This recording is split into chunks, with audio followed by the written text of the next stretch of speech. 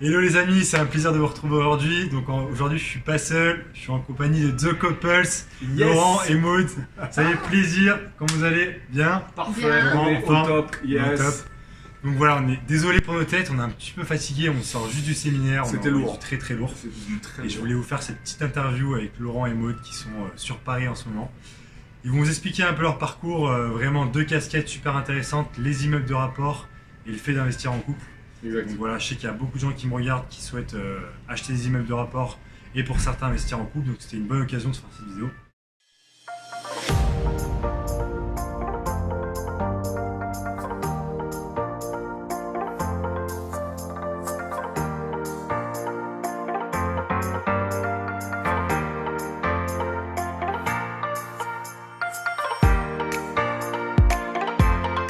Mesdames, messieurs, je vous laisse vous présenter. Dire qui vous êtes, d'où vous venez. Merci de nous donner l'occasion de se présenter. Rémi, alors effectivement, je m'appelle Laurent Boutillier, donc 36 ans, investisseur depuis 2001 maintenant et spécialisé donc dans l'investissement de rapport avec Maud, ici présente. C'est ça. Donc moi j'ai 37 ans et j'ai commencé à investir un petit peu comme tout le monde sur des résidences principales, revendre, achat de résidences principales. Et on va dire dans l'investissement locatif. C'est depuis 2 ans et demi maintenant. Voilà, que j'ai commencé dans ce domaine-là. Et vous, spécialité, c'est immeuble de rapport. Ouais, c'est ça, c'est immeuble de rapport. En fait, on est parti d'une statistique et d'une conclusion hyper simple qui était de dire moi, je veux avoir une quasi-certitude d'être payé par mes locataires. Donc effectivement, on a tout ce qui concerne les garants, les sécurités, les agences, etc. Ce que l'on voulait, c'est d'avoir un maximum de rentrées locatives par un maximum de personnes de façon à diluer le risque de nos investissements. Je m'explique. Demain, on a un appartement avec une rentrée locative, donc un locataire. On a une chance sur une qu'un jour, il ne nous paye pas. Il ne nous paye pas, par contre, la banque, c'est-à-dire le crédit qui est en face, on va être obligé de le payer. On n'a pas le choix, c'est une certitude, c'est comme ça. On va devoir faire le dos rond près de la banque, mais on va lui expliquer, on va lui dire bah, écoute, mon locataire il a décidé de ne pas me payer, il va me dire c'est bien, mais tu es un grand garçon, quand tu es venu me voir, tu m'as dit que tu étais un investisseur, je t'ai fait confiance, je t'ai prêté l'argent, maintenant il faut me payer. Elle aura raison.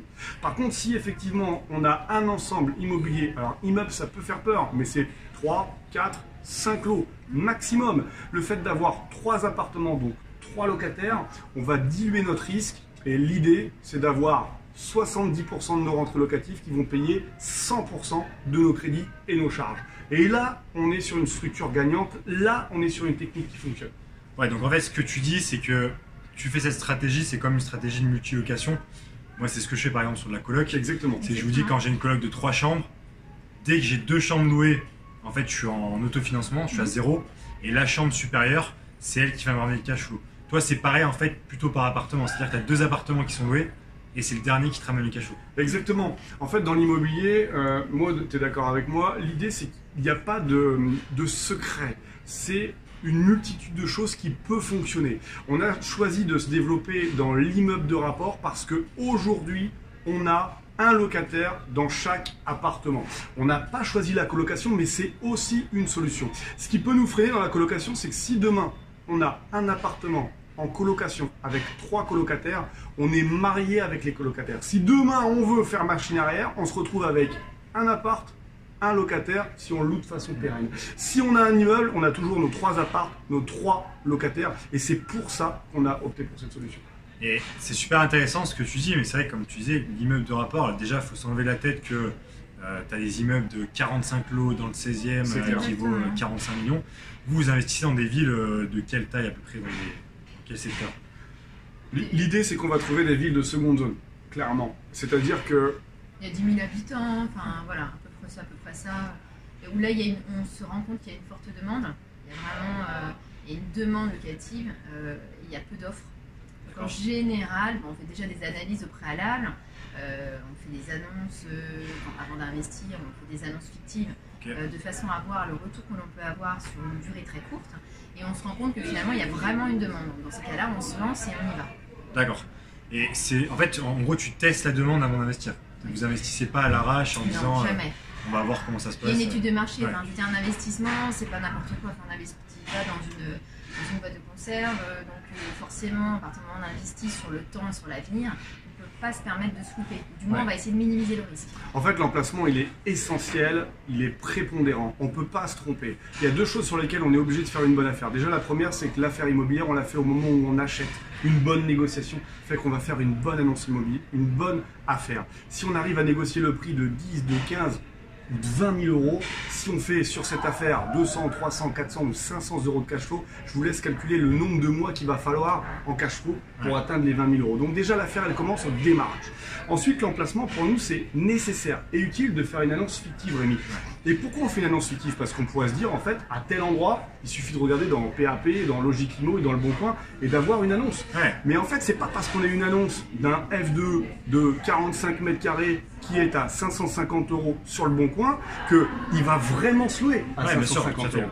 L'idée, c'est comme si, en fait... Toi, tu te rassures en testant ton annonce par rapport au marché et par rapport à la prestation au niveau de qualité que tu vas faire. Exactement. Et puis surtout, ce que je veux dire, c'est que c'est pas parce que vous voyez une annonce à un prix qui va forcément se louer à ce prix. Si demain, vous voulez acheter une voiture et que vous allez dans la centrale, clairement, si vous voyez votre voiture avec un prix en face, c'est pas forcément le prix à laquelle elle va être vendue. Elle est proposée à ce prix, mais il y aura peut-être une négociation derrière. Quand on met, nous, une annonce fictive, si on met un F2 à 500 euros et qu'on a 2 mails le lendemain, on se rend compte qu'on n'est pas du tout dans les clous. Soit on est trop cher, soit le secteur, il n'est pas intéressé, il n'y a personne qui veut vivre à cet endroit-là. Ou alors si par contre, on se met à 500 euros et qu'on a 40 mails le lendemain, c'est que là, effectivement, on est sur d'amour. Et là, vous achetez tout en couple, donc SCI, j'imagine.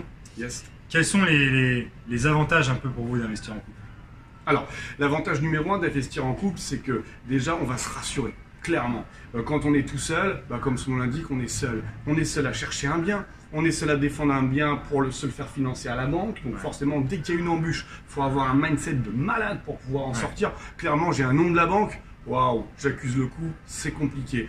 Derrière, on a une capacité d'investissement qui est beaucoup plus grande, clairement, parce qu'on est deux. Donc forcément, il y a une rentrée qui nous permet de pouvoir investir beaucoup plus fort. Et puis, clairement, ça permet d'être multitâche. Au moment où Maud, elle cherche les biens sur Internet, moi, je suis en train de faire les visites du précédent achat. Au moment où je suis en train de gérer les artisans, Maud est en train de faire passer l'offre à la banque pour le prochain achat. Bref, ça nous permet d'être partout et de tout monopoliser. On est complémentaires. Ouais, c'est ça. Vous avez vraiment vos postes clés. Toi, tu es plus travaux, Laurent. Yes. Et toi, Maud, tu vas être plutôt sur la partie projet, bancaire. Projet, administratif, la gestion un petit peu des locataires, il y a un petit peu tout ça. Mais c'est vrai que c'est tout à fait naturel entre nous. Ok, ouais, en fait, tu arrives à vraiment aller beaucoup plus vite finalement.